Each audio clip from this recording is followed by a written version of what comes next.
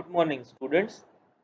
આજે આપણે પ્રકરણ 4 નો છેલ્લો ટોપિક 4.11 નિયમિત વર્તુળમય ગતિ તેનો અભ્યાસ કરવા જઈ રહ્યા છીએ.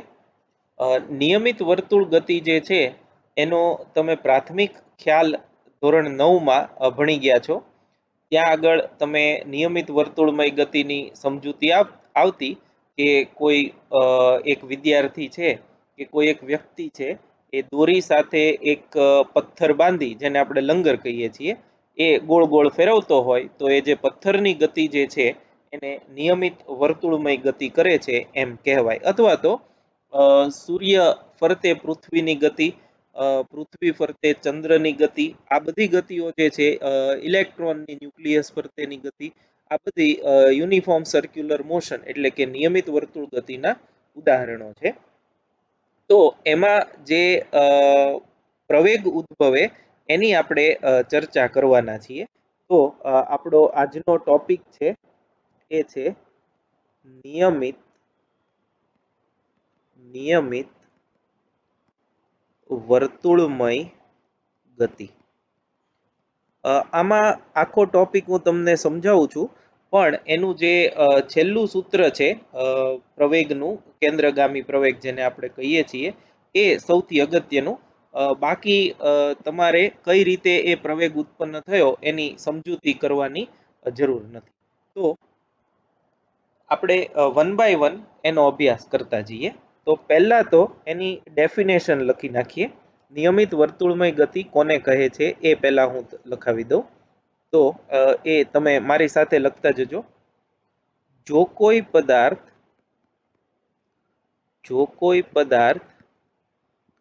વર્તુળાકાર પથ પર અચળ ઝડપથી ગતિ કરતો હોય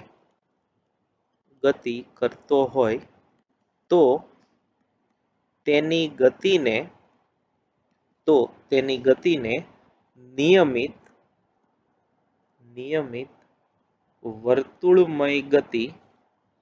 નિયમિત વર્તુળમય ગતિ કહે છે.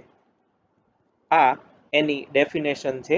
જો કોઈ પદાર્થ વર્તુળાકાર પથ પર અચળ ઝડપથી ગતિ કરતો હોય તો તેની ગતિને નિયમિત વર્તુળમય ગતિ કહે છે. અહીં જે નિયમિત શબ્દ છે એ ઝડપ માટે છે. પદાર્થની ઝડપ એટલે કે પદાર્થના વેગનું મૂલ્ય એ અચળ જળવાઈ રહેતું હોય તો એવી ગતિને નિયમિત વર્તુળમય ગતિ કહેવાય.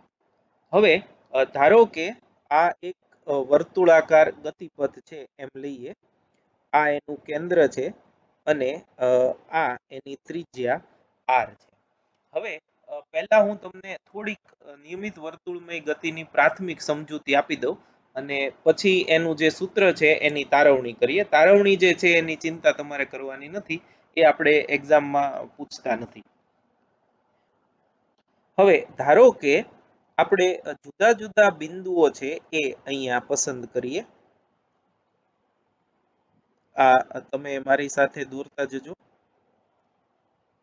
આ ગતિના જુદા જુદા બિંદુઓ છે. આપણે એક ભ્રમણ કરે ત્યાં સુધીનો વિચાર કરવો છે કે ગતિ કેવી રીતે થાય છે. તો આ બિંદુ પાસે જો આપણે પદાર્થનો વેગ લઈએ તો આપણે ભણી ગયા એમ સ્પર્શકની દિશામાં હશે. તો આ બિંદુ પાસે પદાર્થનો વેગ v થયો. આ બિંદુ પાસે જો લઈએ તો સ્પર્શક આમ મળે, આ v.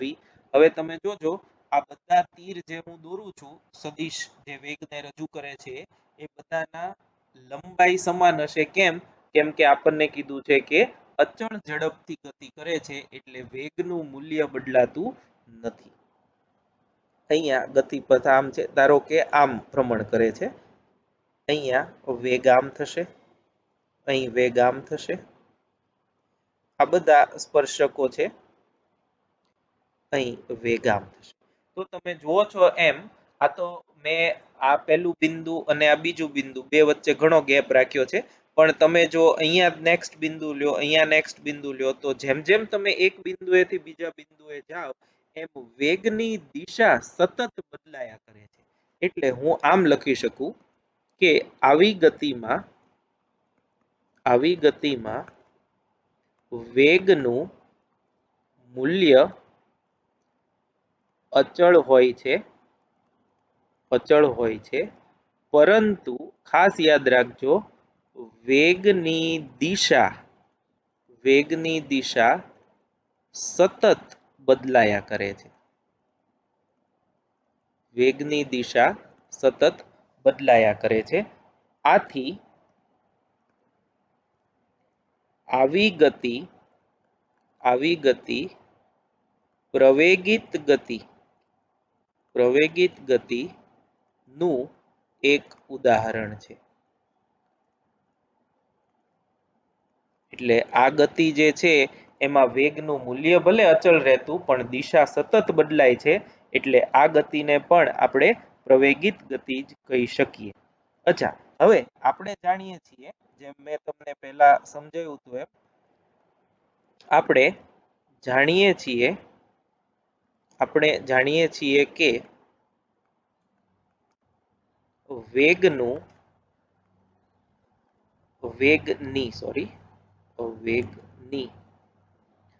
ફક્ત દિશા જ બદલાતી હોય તેવા કિસ્સામાં ઉદ્ભવતો પ્રવેગ એ વેગને લંબરૂપે હોય છે. આ આપણે જ્યારે પ્રવેગની સમજૂતી જોઈ ત્યારે કર્યું હતું. મેં તમને ત્યારે પણ એવું કીધું હતું કે આપણે આગળ જતા નિયમિત વર્તુળમય ગતિનો જ્યારે અભ્યાસ કરીશું ત્યારે એનો ફરીથી ઉપયોગ આવશે. એ અત્યારે આપણે એનો ઉપયોગ કરશું અહીંયા, કે જો એવો કિસ્સો હોય કે જેમાં વેગનું મૂલ્ય અચળ રહેતું હોય પણ દિશા ફક્ત બદલાતી હોય, તો ફક્ત દિશા જો વેગની બદલાતી હોય તો એને પણ પ્રવેગિત ગતિ કહેવાય.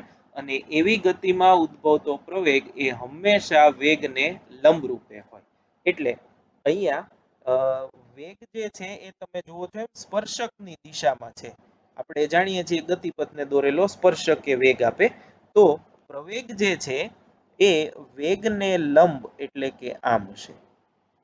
આ વેગ સાથે 90 ડિગ્રીનો ખૂણો બનાવે એ દિશામાં આ પ્રવેગ. અહીંયા પ્રવેગ આમ હશે, અહીંયા પ્રવેગ આમ હશે, વેગને લંબ. જોજો બધી જગ્યાએ વેગને લંબ, અહીં વેગને લંબ, અહીં વેગને લંબ, અહીં આ વેગને લંબ અને આ વેગને લંબ. તો આ તમે જુઓ છો એમ જુદા જુદા બિંદુઓ જે આપણે પસંદ કર્યા એને અનુરૂપ આ પ્રવેગના સદિશો છે. તો આકૃતિ પરથી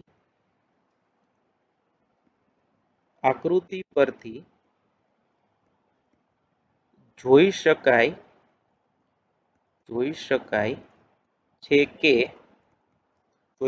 છે કે પ્રવેગ એ વેગને લંબ રૂપે છે. વેગ સ્પર્શકની દિશામાં હોવાથી પ્રવેગ એ સ્પર્શકને લંબ એટલે કે ત્રિજ્યાની દિશામાં હોય છે. અને તમે જુઓ છો તેમ પ્રવેગની દિશા કેન્દ્ર તરફની છે. એટલે તમે એ પણ જુઓ કે આના કરતા આ પ્રવેગ વિરુદ્ધ દિશાનો કહેવાય. જો આની દિશા અને આની દિશા વિરુદ્ધ છે, આની અને આની કંઈક જુદી છે. આ બધા પ્રવેગની દિશા આપેલા બિંદુએ બીજા કોઈ બિંદુના પ્રવેગ કરતા જુદી છે, પરંતુ બધા પ્રવેગ જે છે એ તમે જુઓ છો એમ, આ ધારો કે આનું કેન્દ્ર O હોય તો એ બધાની દિશા છે ક્યાં? કેન્દ્ર O તરફ છે.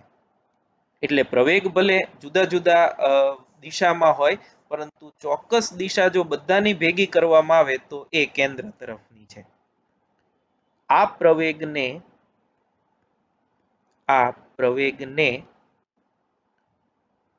આના પરથી જ કેન્દ્રગામી પ્રવેગ, કેન્દ્રગામી પ્રવેગ અથવા ત્રિજ્યાવર્તી પ્રવેગ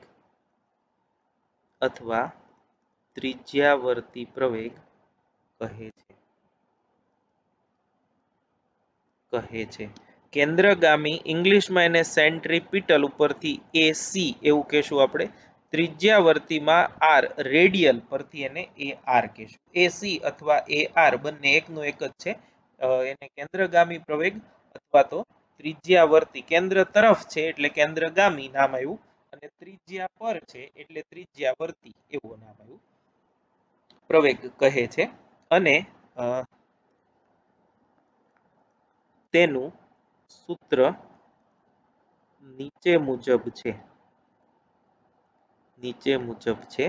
એટલે કે કેન્દ્રગામી પ્રવેગ એ C બરાબર v²/r. આ કેવી રીતે આવ્યું એ આપણે હમણાં જોઈએ. આ કેન્દ્રગામી પ્રવેગનું સૂત્ર થયું. એટલે અહીંયા જે પ્રવેગ ઉદ્ભવે AC અથવા તો એને આપણે AR કહેશું, એ v²/r જેટલો હોય, જ્યાં v જે છે એ ઝડપનું મૂલ્ય છે અને r જે છે એ જે ગતિપથ પર એ ભ્રમણ કરી રહ્યો છે તેની ત્રિજ્યા છે. તો આ 3-4 મુદ્દાઓ જે છે એ તમારે સમજવાના હતા, અને એ તમારે મારી સાથે લખતા પણ જવાના છે.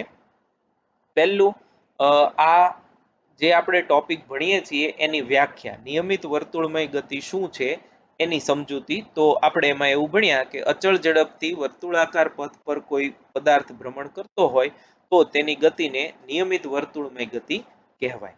તો આવી ગતિનો આપણે અભ્યાસ કરીએ તો આવી ગતિમાં વેગની દિશા સતત બદલાયા કરે છે, મૂલ્ય ભલે સમાન હોય. એટલે આવી ગતિ પ્રવેગિત ગતિનું જ એક ઉદાહરણ છે, કેમ કે વેગની દિશા બદલાય એટલે વેગ બદલાય એમ કહેવાય, અને વેગ બદલાય એટલે પ્રવેગ ઉત્પન્ન થાય એ આપણે જાણીએ છીએ. હવે આવા કિસ્સામાં પ્રવેગ કેવી રીતે ઉદ્ભવે? તો એના માટે આપણે જૂનું જે છે એનો રેફરન્સ ટાંક્યો. જૂનું આપણે એવું ભણી ગયા છીએ કે જ્યારે વેગનું મૂલ્ય અચળ રહે, ફક્ત દિશા બદલાતી હોય તો ઉદ્ભવતો પ્રવેગ વેગને લંબરૂપે હોય. જો વેગને લંબરૂપે હોય તો તમે અહીંયા જે આકૃતિ જુઓ છો એ આકૃતિમાં જો પ્રવેગ લેવામાં આવે તો એ બધા કેન્દ્ર તરફની દિશામાં મળે છે.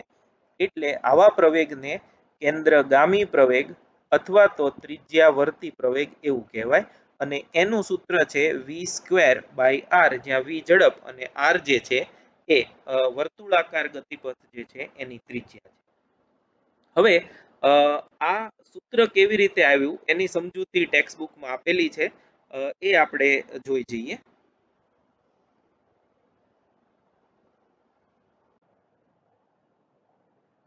હવે આપણે જે ટેક્સ્ટબુકમાં સૂત્રની તારવણી છે v²/r કેવી રીતે આવ્યું એની આપણે સમજૂતી જોઈએ.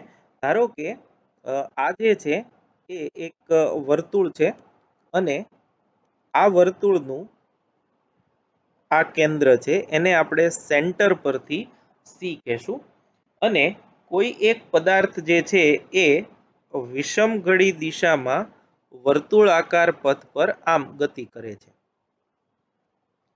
કરે છે. કોઈ એક સમયે ધારો કે એક કણ અહીં છે, આ સ્થાનને આપણે P કહી દઈએ, અને અમુક સમય પછી એ કણ જે છે એ અહીંયા છે, આ સ્થાનને આપણે P' કહી દઈએ. C થી P' સુધીનું અંતર અથવા તો સી થી પી સુધીનું અંતર એ આ થયું, એ આપણે જાણીએ છીએ એમ આર થશે. બુકમાં આને આર પ્રાઇમ કીધું છે, આને આર કીધું છે, પણ એ બે સરખા જ થશે. અત્યારે આપણે બુકની પ્રમાણે જઈએ તો આર પ્રાઇમ અને આર એમ કહીએ છીએ. પી બિંદુ પાસે વેગ જો આપણે લઈએ તો એ સ્પર્શકની દિશામાં હશે, એટલે આ પી બિંદુ પાસે વેગ, અને પી પ્રાઇમ પાસે વેગ લઈએ તો એ સ્પર્શકની દિશામાં, એટલે કે આમ હશે. આ જે છે એ કેન્દ્રમાંથી પસાર થતી એવી રેખા છે. અત્યારે હું આમ દોરું છું, પછી આપણે એની ક્યાં જરૂર પડશે એ હું તમને પછી જણાવીશ. અને આ કિસ્સા માટે આ જે છે એ સ્થાનાંતર થશે.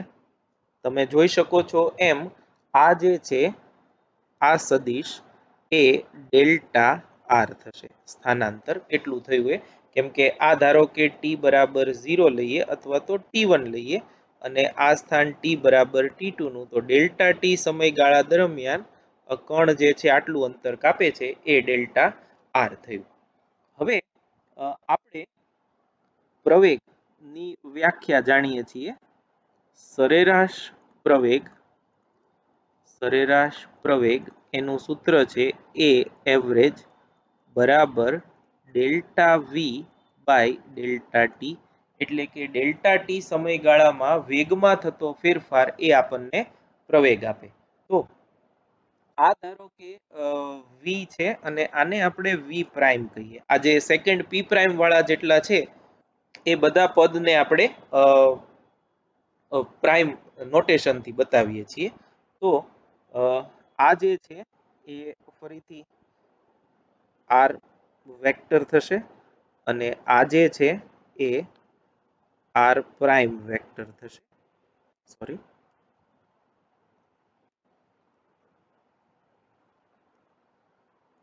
R prime vector. હવે આપણે વી અને વી પ્રાઇમ બંને મેળવવા છે, અને એના માટે આપણે ત્રિકોણની રીતનો ઉપયોગ કરશું. ત્રિકોણની રીતે એનો સરવાળો કરીએ. તો ધારો કે આ સંદર્ભ બિંદુ છે. આ સંદર્ભ બિંદુમાંથી વી અને વી પ્રાઇમ ને દોરવાના. એટલે આ વી દોર્યું, જોજો તમે બરાબર. વી એની દિશા આમ છે, વી પ્રાઇમ ની દિશા આમ છે, એને આપણે આમ દોરીએ તો આ વી પ્રાઇમ ની દિશા થઈ. તો આ આપણો અંતિમ વેગ છે, આ આપણો પ્રારંભિક વેગ છે. તો જો આ બંનેને આમ જોડવામાં આવે તો આ ડેલ્ટા વી થાય. બરાબર, તમે જુઓ વી વત્તા ડેલ્ટા વી બરાબર વી પ્રાઇમ થશે ત્રિકોણના નિયમ પરથી. તો ડેલ્ટા વી આમાં આ મેં પહેલા કરાવેલું છે, હજી એકવાર કરાવી દઉં. વી પ્લસ ડેલ્ટા વી બરાબર વી પ્રાઇમ, આ વત્તા આ, કેમ કે આના હેડ પર આની ટેલ છે. ધેરફોર ડેલ્ટા વી બરાબર વી પ્રાઇમ માઇનસ વી, એટલે કે આ અંતિમ વેગ પી પ્રાઇમ પાસેનો, અને વી જે છે એ પી પાસેનો, જેને આપણે પ્રારંભિક વેગ એમ કીધું છે. એટલે આ વેક્ટર જે છે એ ડેલ્ટા વી છે, અને ડેલ્ટા વી તમે જુઓ છો ની દિશા કેન્દ્ર સી તરફ છે, અને જે દિશામાં ડેલ્ટા વી હોય એ જ દિશામાં પ્રવેગ હોય, એટલે પ્રવેગની દિશા પણ કેમ થશે? કેન્દ્ર તરફ. એટલા માટે આપણે જ્યારે જોયું હતું કે ફક્ત વેગનું મૂલ્ય જ બદલાતું હોય એવા કિસ્સામાં ઉદ્ભવતો પ્રવેગ વેગને લંબરૂપે હોય, એ એટલા માટે કેમ કે ડેલ્ટા વી ની દિશા એવા કિસ્સામાં જે છે એ આર ની કેન્દ્ર તરફની દિશામાં હોય, એટલા માટે એ આપણે આમ લખી શકીએ. હવે આપણે તારવણી માટે નંબર આપી દઈએ. આ સી પી અને પી પ્રાઇમ તો છે જ. આને આપણે નામ આપી દઈએ જી, એચ અને આઈ. હવે જુઓ, આ સરેરાશ પ્રવેગ છે. હમણાં તમે એ સૂત્રને એમને જ રાખજો. આને આપણે સમીકરણ નંબર 1 કહીએ. હવે આકૃતિમાં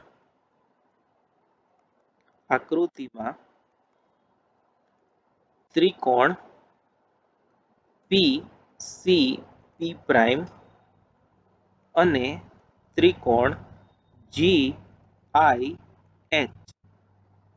સમરૂપ ત્રિકોણો છે. સમરૂપ ત્રિકોણો છે. હવે જો કેમ ખબર પડે તો કે આ R અને R એ સમાન છે. એ અહીંયા V અને V સમાન છે કેમ કે આપણે એવું ભણી ગયા કે ઝડપ જે છે એ અચળ રહેશે એટલે આની લંબાઈ જેટલી હોય એટલી જ આની લંબાઈ હોય. એટલે જો બે બાજુઓની લંબાઈ સમાન હોય અને આ ખૂણો બે માટે થીટા થશે તો તેઓ સમબાજુ ત્રિકોણો છે સમરૂપ ત્રિકોણો છે એમ કહેવાય. બે બાજુ અને એક ખૂણો સમાન હોય એટલે બાજુ ખૂણો બાજુ એ મુજબ બંને ત્રિકોણો સમરૂપ ત્રિકોણો છે. તો સમરૂપ ત્રિકોણો હોવાથી IH એટલે કે આ બાજુ ને અનુરૂપ આ બાજુ થશે, ને અનુરૂપ P પ્રાઇમ બાજુ અને બરાબર બીજી બાજુ લઈએ આપણે કોઈ પણ એક લઈએ HG એટલે આ એને સમાંતર અનુરૂપ બાજુ આ થશે એટલે એ થશે CP.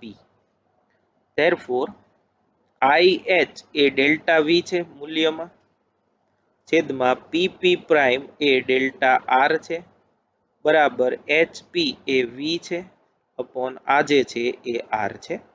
therefore ડેલ્ટા V બરાબર V by R into delta R. આ કિંમત જે છે એ સમીકરણ 1 માં મૂકીએ અને આપણે સમીકરણ 2 કહી દઈએ. તો સમીકરણ 2 ની કિંમત સમીકરણ 1 માં મૂકતા એવરેજ એક્સેલરેશન એ બરાબર ડેલ્ટા V એ થશે V by R into delta R by delta T અને delta R by delta T એટલે અગેઇન V થશે ઇન્ટુ V કારણ કે delta R by delta T બરાબર V થાય. Delta R by delta T વેગ મળે. therefore A બરાબર V સ્ક્વેર બાય R થશે. આ જે આપણે સૂત્ર જોયું હતું એની સાબિતી છે. અહીંયા તમે એ ખાલી મૂલ્યમાં લો તોય વાંધો નથી. અહીંયા એ વેક્ટર કાઢી નાખો તો સદિશ એ એવરેજ અથવા તો V અને R કોન્સ્ટન્ટ છે એટલે એની એવરેજ લ્યો તો પણ જવાબ જે છે એ જ આવશે. એટલે તમે A બરાબર V સ્ક્વેર બાય R એમ લખી શકો છો. તો આ જે છે એ કેન્દ્રગામી પ્રવેગનું સૂત્ર થયું. એ તમે એકવાર ટેક્સ્ટબુકમાં જોઈ જજો. થોડુંક ઘણા બધા સ્ટેપ્સ આપેલા છે અને અમુક એવું પણ છે કે જે ન સમજાય એવું, પણ એની સરળ સમજૂતી છે એ બે ત્રિકોણો લઈ એ બંને ત્રિકોણોને સમરૂપ ત્રિકોણો લઈ અને એમની સમરૂપતાની શરતોને આધારિત તમે ડેલ્ટા V ગોતો અને એને સરેરાશ પ્રવેગના સૂત્રમાં મૂકો એટલે V સ્ક્વેર બાય R સૂત્ર છે એ તમને મળી જશે. આ મેન્ડેટરી નથી, તમારે જો કરવું હોય તો તમારી સમજૂતી માટે છે. Thank you very much.